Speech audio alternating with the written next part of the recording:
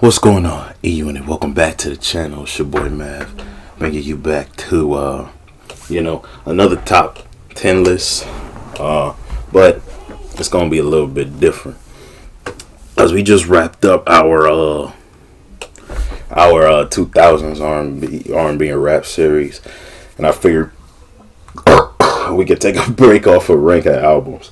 Because I'm a bit burnt out of ranking albums right now. I just did a whole decade. I'm a little burnt out of ranking albums. So what we're going to do today instead, I'm going to give you my 5 most overrated singers and 5 most overrated rappers of all time. Now, all I'm going to say is the list of overrated artists is fluid. So don't take the order of these very seriously, because you can't rank really overration, just like you can't rank trash. You know what I'm saying? And yes, overrated and trash are two different things. Overrated and trash are two different things. Overrated means they get more praise than I think they deserve, and trash means you're just simply not good at all. Just because I say they're overrated does not mean I think their music sucks. Okay, so as long as that is established, you can watch this video. If you're one of those crazy toxic fans who I'm gonna end up triggering this video because I say your favorite artist is overrated, this is your time to leave and log off right now. Oh, you stayed. Great. But I just want to remind you, make your own list if you have these opinions. And I might just make this into a series where I just pick 10 artists out of nowhere and then just put them on a list. You know what I'm saying? I might make this a series, because remember, overration is just as fluid as trashiness. So anyway, going off at number 10. This artist is very polarizing. In fact, to a degree, all of these artists are polarizing, but I put this artist on here because I couldn't really get too much into her discography like that, because 5th most overall artist is Rihanna.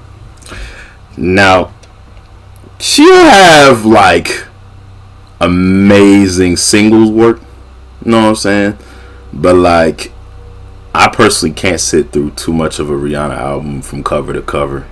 You know what I'm saying? The only one I did was Rated R, and remember when I put it in the 2009 albums list, I said it was pretty mid. But as I dived into the discography, I would have to say her peak was the 2010s, not the mid 2000s, not the late 2000s. It was the 2010s, early 2010s. And then everybody is heralding her as this all-time great, top 10 dead or alive, borderline number 1. But Rihanna can't even hit, you know what I'm saying, those legendary iconic notes. Does she have a legendary iconic octave that she can hit? I don't think so. So but yeah, man, if you're offended by what I say, man, I warned you at the beginning of this video, you're gonna be triggered. So yeah, man, to be honest, she really only has 3 very good albums, and then the rest are just solid or just okay or trash. And those 3 albums are Good Girl Gone Bad, Rated R, and Loud. Those 3 were her three-peat. Everything else was either solid, mid, or not very good. So yeah, coming in at number 9. We have the notorious B.I.G. First of all, rest in peace, the great Christopher Wallace. Second of all, I know a lot of the older hip hop generation is gonna get mad that I put him in this list, but there's one glaring, alarming reason I put him in this list, and that's because a lot of people say he's the number 1 greatest rapper of all time, but he only put out 2 albums in his lifetime. He does not have what I consider a GOAT level work ethic. You know what I'm saying? He doesn't have that obsession, that hunger, you know what I'm saying, that his counterpart Tupac had. You know what I'm saying? Tupac wrote and recorded over damn near a decade's worth of material for the 5 short years that he had to record. Because he started off in 91 and ended in 96 when he got shot. Biggie has had the same amount of time to record, starting in 92 with that party and bullshit and party. But yeah, man. And I feel like, personally, Ready to Die gets way too much recognition. Because, think about it. Compare that album and compare Illmatic. Which one is lyrically superior? Exactly. Life After Death is the best album in his catalog. For sure, hands down. But everybody only refers to Life After Death because it has Juicy on it. When Juicy isn't even, it's his signature song, but it's not his greatest song. His greatest song to me is between Sky's the Limit, Niggas Bleed, Somebody Gots to Die, Warning, and You're Nobody Till Somebody Kills You, and Everyday Struggle. Those are some of his best stuff. But he raps about some pretty suspect ass shit. Like when he said on her song Dreams, he said I'll F RuPaul before I F them ugly ass escape bitches. I'm like, dude, are you sure about that? Because you do realize RuPaul's a gender bender. You know what I'm saying?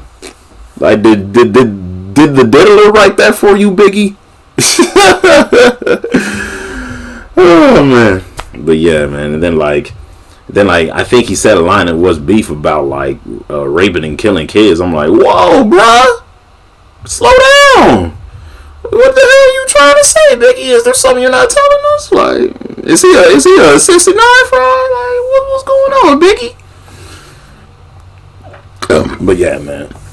I mean, granted, he's one of the best lyricists to ever come out, one of the greatest to ever do it. He's just not number one, and there's a lot of guys that think he's number one, and the majority of them are just from the East Coast. And East Coast, trust me, East Coast bias in this rap thing is very rampant. Trust me, I know.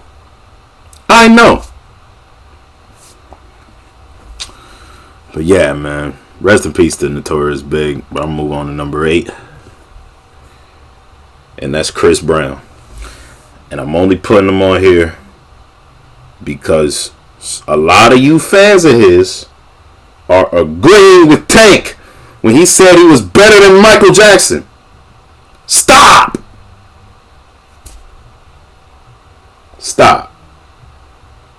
If you really were fans of Chris Brown, you've been knowing that every interview that he was asked about that, he was pressed about that, he never buys into his own hype.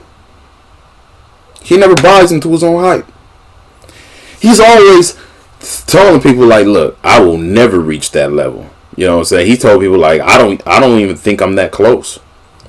You know what I'm saying? And he tells people there is no Chris Brown without Michael Jackson. And he said what he has done isn't even comparable because Michael reached, generations. You know what I'm saying? Will Chris Brown will be spread to that kind of level? I don't think he has. Not to say that he has a bad discography or not. His discography is wonderful. But if it wasn't for the Rihanna situation and the gang ties, he definitely would have, at least came close. I don't think he would have eclipsed Michael like Tank and so many other people claims he has. You know what I'm saying? Think about it.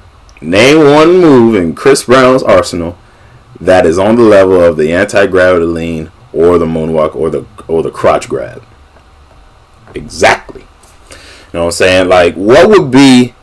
Because I think out of all his albums, Chris Brown's first album was his best work.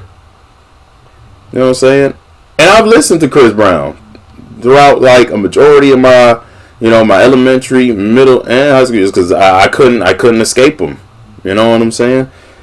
But like, has he put anything, that even comes close to how good of an album Thriller was?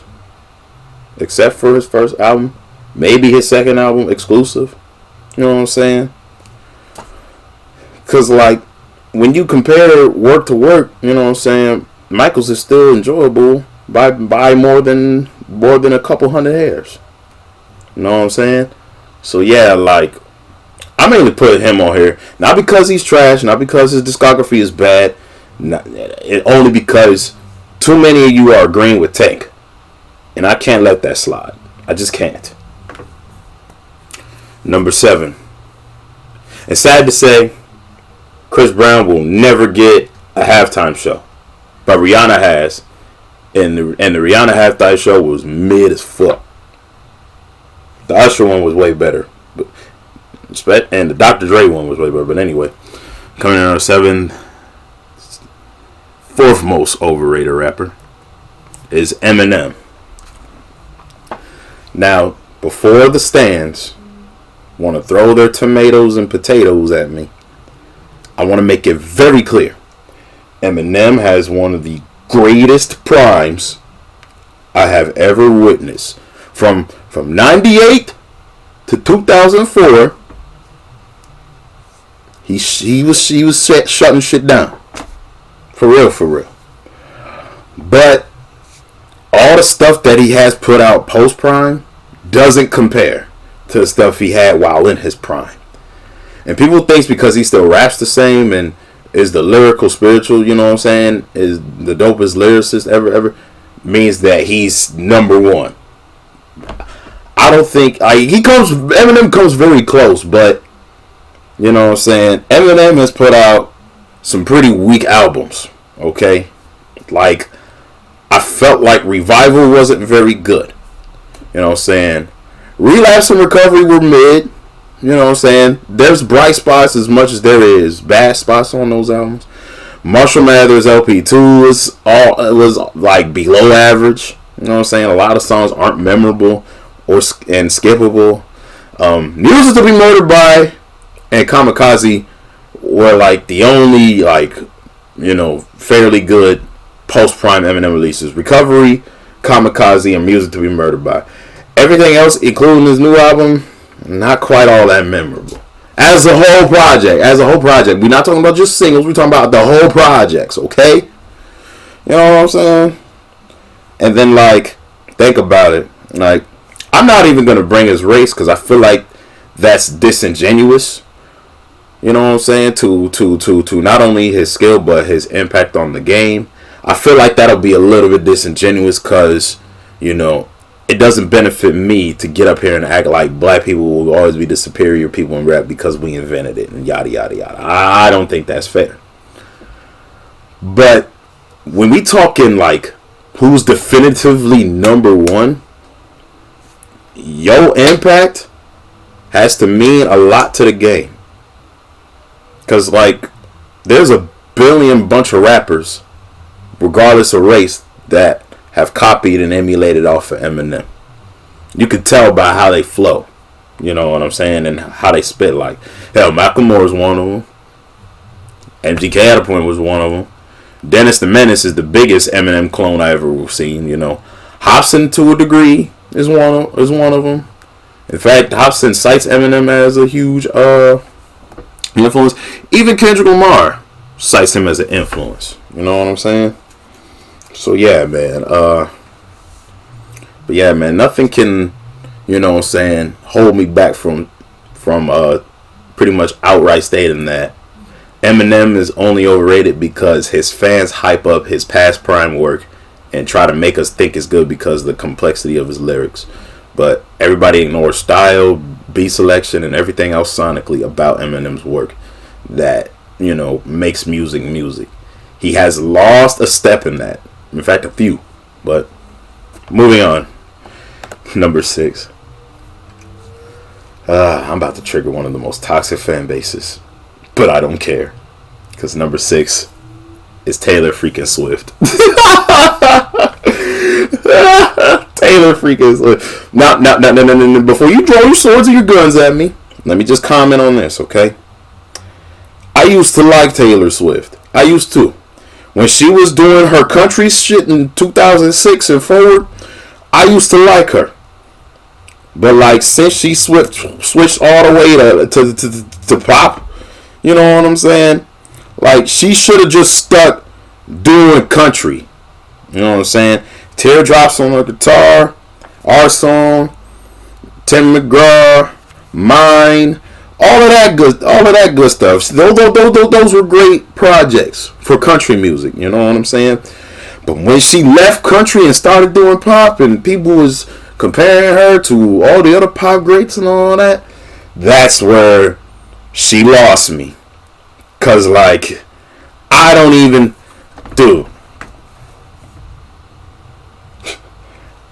think she's up there with even Janet Jackson, bro. I don't even think she's like up there with Madonna, or who else would be considered a pop icon.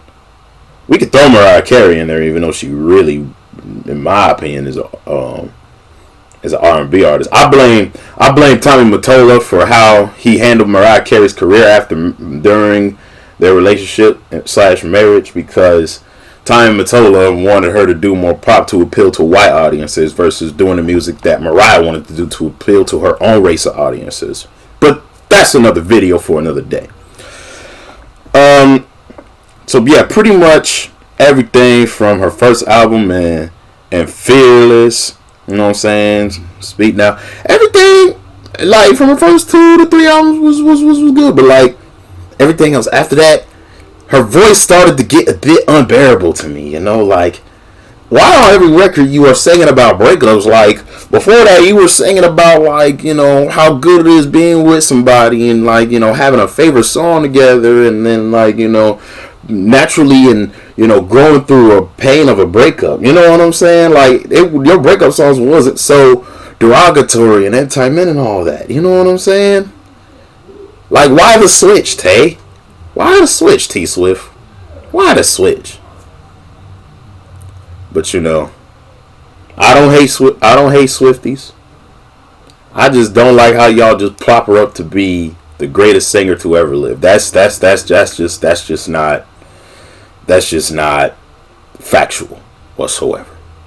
But I'll get to another singer that, you know, has that status that doesn't deserve it in a minute. But we're gonna go back to rap for number 5. And some of y'all finna hate me for this, and I don't care, because we're gonna talk about this. Because I think, from the bottom of my heart, that Lauryn Hill is not the greatest female rapper of all time. What? No, he can't be. Are you? Did you just say that with a straight face? Did you just say that with a straight face? Do you guys? Stop! Stop the propaganda. She's not the GOAT for female rappers. She is not. How can she be the GOAT when without the Fugees she only put out one project? How? Give me how? How, Sway? The stuff y'all say out of y'all mouth, man. Not saying Miseducation Lauryn Hill is a bad album. It's one of the greatest albums ever. But just based off of one album, she instantly gets GOAT status? What part of the game is that, cuz? What part of the game is that? Damn! Look, Lauryn Hill, amazing artist. Appreciate her music. But she does not have the longevity. She does not have the consistency. She does not have the perseverance of Nicki Minaj, Lil Kim, MC Lyte, Eve, Queen Latifah, and in my opinion, who I think is the GOAT female rapper, it's Missy Elliott. Because she managed to stay relevant for a longer span of time. And her lyricism just gets better and better with each project. How can I rate somebody's growth when they've only put out one album and lived off of one album? How can I do that? You know what I'm saying? And I'm pretty sure there's plenty of people inspired by Lauryn Hill, but is her footprint on the game bigger than Roxanne Shantae's or MC Lights or any of those amazing female rappers that came out way back before her? Is her impact on the game that great? And really think about it. Lauryn Hill strikes me more as a singer, in my opinion. Lauryn strikes me as more of a singer. Lauryn Hill is a singer who can rap instead of a rapper who can sing. Rappers who can sing, that's like your Drakes. Singers who can rap, that's your Lauryn Hills and your Chris Browns of the world. Okay? But to say that she's the best female rapper of all time, that doesn't sit right with me. Especially after one album. One album! Anyway. Coming in. I'm about to piss y'all off. I swear I'm about to piss y'all off. But I don't care. Because number four,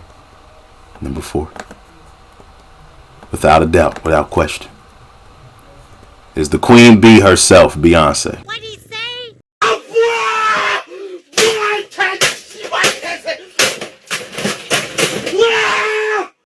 Right now, we don't care. I was just letting it marinate. Some of y'all were like, ooh! Some of y'all act like the ghost came out of y'all, like y'all got soul snatched by Shang Tsung. You know what I'm saying? But let me gracefully remind you that Beyonce hasn't put out an album better than B-Day. She has not put out an album better than B-Day. Okay? Everything else after B-Day, except for maybe Lemonade and the 4 album, maybe those two, has been hit or miss. You know what I'm saying? I Am Sasha Fierce was mediocre and annoying. It was one of the best albums of 2008, but 2008 wasn't that great of a year for R&B music. It was a decent year. It was a high year. She also came out in the wrong time because like she was close to getting number 1 in 03 and 06 with her first 2 albums, but you know what I'm saying, there were sonically superior albums out around that time. You know what I'm saying? Like I'm a person that listens to music for the quality of the music, not just for one aspect, man. And like I'm not denying that Beyonce's talented whatsoever. She's very talented. But to say that she's the greatest singer of all time rubs me the wrong way. Because I don't think she's better. I've said this in the video before. I'm going to say it again. She will not eclipse Aretha Franklin. She isn't better than Whitney Houston. She isn't better than Mariah Carey. You know what I'm saying? She got destroyed by Jennifer Hudson, who, you know, me personally, I don't really like that much as an artist, but I do respect her vocal talent. You know what I'm saying? Beyonce is a talented singer, but she's not a singer. You want to know what a singer is? Listen to some Minnie Riperton. Listen to some Etta James. Listen to some Billie Holiday. Those people can sing. But can Beyonce sing like that? No. And look at the quality of music she's put out post her prime, man. Is it anything too noteworthy to go back to? Is there? You know what I'm saying? I'm not disrespecting her grind, hustle, and all that. Do your thing, Miss Knowles. Do your thing. But the fact that the Beehive just heralds her so high on a pedestal just rubs me the wrong way. And like Chris Brown, she also gets compared to Michael Jackson. When will it end, America? Michael Jackson is irreplaceable. Etched in stone. Just because your favorite artist can pull off all these streaming numbers and all that does not make them automatically better than Michael. Just because they're selling out arenas everywhere does not make them better than Michael. Okay? Because Michael did all of that without the internet boosting their status. Okay? Calm down, Beehive. Calm down. And oh man. Do I need to talk about how much she was over pushed in Destiny's Child? Do I need to talk about this? Because there's a reason why every band breaks up. There's a reason. And I guarantee you, Beyonce is one of them reasons. Beyonce is one of the biggest reasons why Destiny's Child broke up. And dude, I can't forget about this. We can't go through this without having to mention. She bit her vocal style from A. Marie, bro. Because think about it. Before 03, she wasn't singing like no A. Marie. She was singing at a lower octave. 03 on forward, man. Sounded too similar to A. Marie, dog. Even copied her fashion sense, because A. Marie wore orange and white. Her first video, Beyonce comes out with "Crazy in Love," which is an overrated song, by the way. Puts on orange and white on the bottom. Swagger jacking, I swear. But she isn't the biggest swagger jacking them on the more choice, but we'll get to that when we get to that. All right, y'all. The second most overrated rapper of all time is Andre 3000. Now, I like Outkast. I'm a fan. They had an amazing 9-year run. But the reason why Andre is on the 3000 is on this list and high because everybody thinks he's the GOAT. Period. You know what I'm saying? But he's only like barely on the Mount Rushmore for Southern rap, alongside Scarface, Lil Wayne, and Ludacris, in my personal opinion. But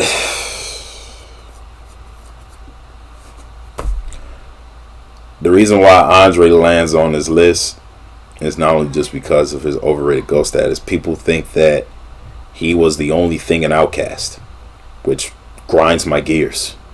People want to act like Andre 3000 was Outkast, but y'all treating Big Boy like he wasn't half the group. If anything, Big Boy is equally as important to Outkast as Andre is. Y'all gotta quit this madness, bro. Stop disrespecting Big Boy. And be honest. And I'm talking to the real Outkast fans here, not these stands that overhype Andre. I'm talking to the real Outkast fans, like myself.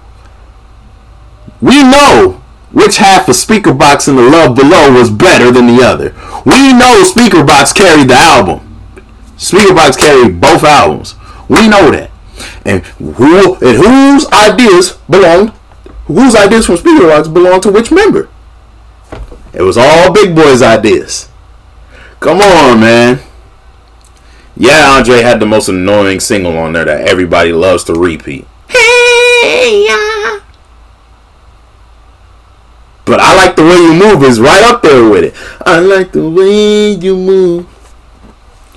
And like, think about it. Everybody says Andre beats Big Boy on every song, but that could be further from the truth. There are some songs on their first two albums where I thought Big Boy had the better verse. And think about it.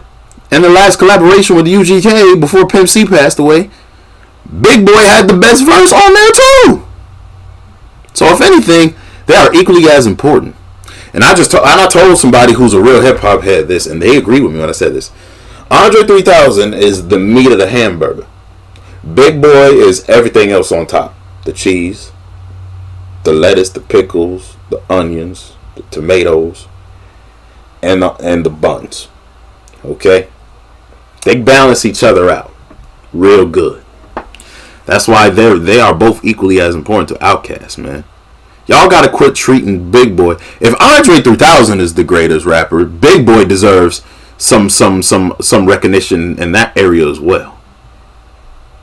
Stop shading Big Boy just to big up Andre. It shouldn't be none of that. A lot of y'all only have that opinion because another person you stand so hard, Lil Wayne, said Andre 3000 is the greatest rapper. Stop it. But anyway, I gotta warn y'all. In this video, there are no honorable mentions because, I could do a second version of this just to, put out who I think is the most overrated rapper and all that, I could do a part 2. Because remember, overration is fluid. But I'm going to move on to number 2. Growing up in the 2000s as a kid, it hurts me to my core. But because as I got older, I realized a few things about this artist, and it made me think twice about her. Because the most overrated singer of all time, in my opinion, is Jennifer Lopez. Jennifer freaking Lopez. How does this woman have a fan base? How does she fleece and con her way into our sphere? How does she do it? How does she do it? Is it because she acts real well, which is sometimes questionable? Because I feel like she wouldn't have had a second career if it wasn't for her dope role in Selena. She was fantastic in Enough. I think she was in Monster in Law, Devil Wears Prada. Was she in Knocked Up? I'm not sure. One of those cheesy rom-coms. But other than that, she started off as a In Living Color girl. Now, I'll give JayZ her credit. She's a great dancer. But vocally and musically, she is heavily carried by other artists, including Ashanti and Christina Milian. And I wanna blame Tommy Mottola for this too, because Tommy Mottola pretty much used her to try to get back at Mariah Carey because he got salty that Mariah left him. And that's the reason why Mariah doesn't like JLo. One of many. But yeah, man, dude, has there been any time where we felt like JLo was genuinely herself on any of her singles? And I'm talking about the hooks, because I swear on every one of her popular hooks, you could just hear somebody else's voice on there. You could just hear that. You know what I'm saying? And does Jenny even have any range? Isn't her octave range 2 octaves?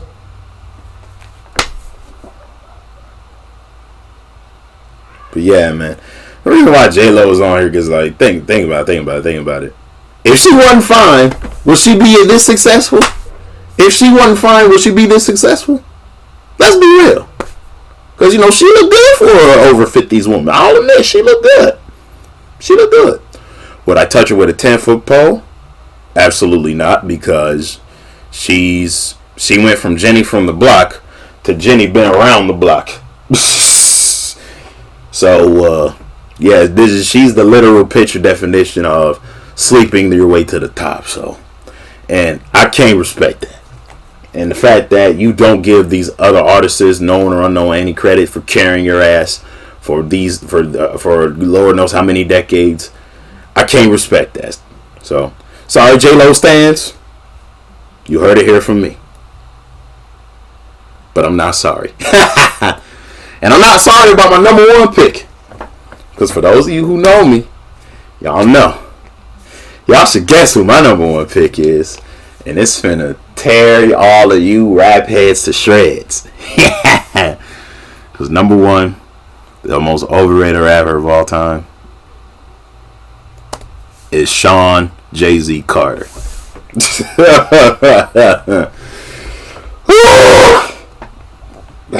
JayZ stands, listen up.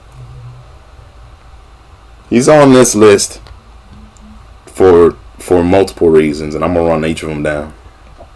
Number 1, he steals lyrics from other artists and tries to pass them off as if they were his own. You know what I'm saying? Except for when he's quoting Biggie, because he will always reference Biggie because that's his friend. But even still, dude is copying his whole freaking flow, word for word, bar for bar. But he also is heralded as the number 1 greatest rapper because, his business, IQ, and him integrating from rap to business and all that. You know what I'm saying? He could be a Forbes guy all he wants because he hangs out with Warren Buffett and all those, jokers. But at the end of the day, this cat is a swagger jacker. You know what I'm saying? He'll notice what's popular and try to do it. And fail at it, bro. Woo! And think about it. past the 90s and early 2000s, was really even checking for JayZ like that? Was he going out of our way, or was he just over pushed? Because let's just be real. Let's just be real, bro.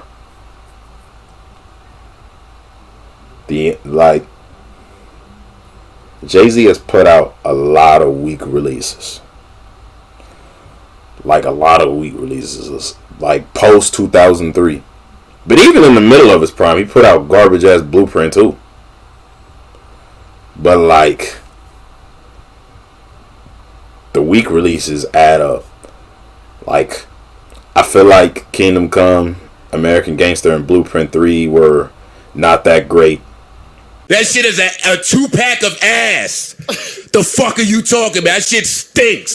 That shit was trash, my nigga. You consistently drop the trash. I feel like Magna Carta Holy Grail was the worst album he ever put out. Like, I couldn't make it through the whole Magna Carta Holy Grail album. I just couldn't. The only album post-Prime I find myself going back through sometimes, and I admit it does lack some replay value, is 444. Because I'm like, he's back to rapping like his past self. But all the other albums, I just, 1 or 2 songs maybe. You know what I'm saying? How is he to go when he has weak releases? How is he to go? How is he to go when there's hardly anybody trying to mimic his style or copy his style, or like, you know, he only has one popular rapper that, you know, he's influenced for, and that's Nicki Minaj. And Nicki Minaj watched him and Rick Ross and Kanye West on the song, didn't she? And that's another reason why he's not the GOAT. How are you the GOAT and you get watched by rappers who you deem weaker than you? Like, Eminem watched you on Renegade. Lil Wayne watched you on Mr. Carter and God Did. You know what I'm saying? T.I. watched you on Swagger Like Us. Come on, man. Drake watched you on Pound Cake, dude. How are you to go when you get outdid? And on top of that, bro, you lost to Nas, bro. And you had it coming, too. Because Nas called you out on all your BS, bro. About how your man stand up and made you take the blame. And he was getting chased to your building. You copying Biggie's rhymes. He called you out on a lot of BS, bro. And jock sniffers like Charlamagne the Frog want to still suck this man's penis off.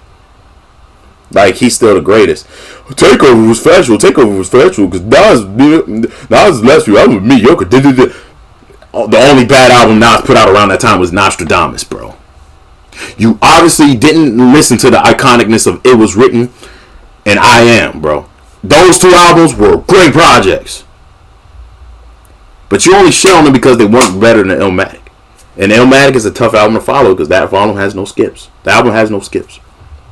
The only bad project that Nas put out around the time was Nostradamus. So I don't know how you could say Nas wasn't still in his bag, bro.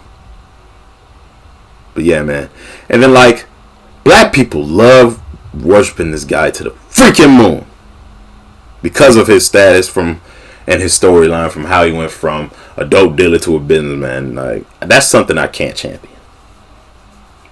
But yeah, man. And then, like, dog, you can tell that he has major insecurities because, like, when Nas posts about him getting his Grammys and all of that, this man, when Nas got his last Grammy, JayZ posted his picture with his Grammys. And I'm like, you're the only one still thinking about this beef that you and him had, dude. Chill out. Oh, yeah. Did I mention that this man,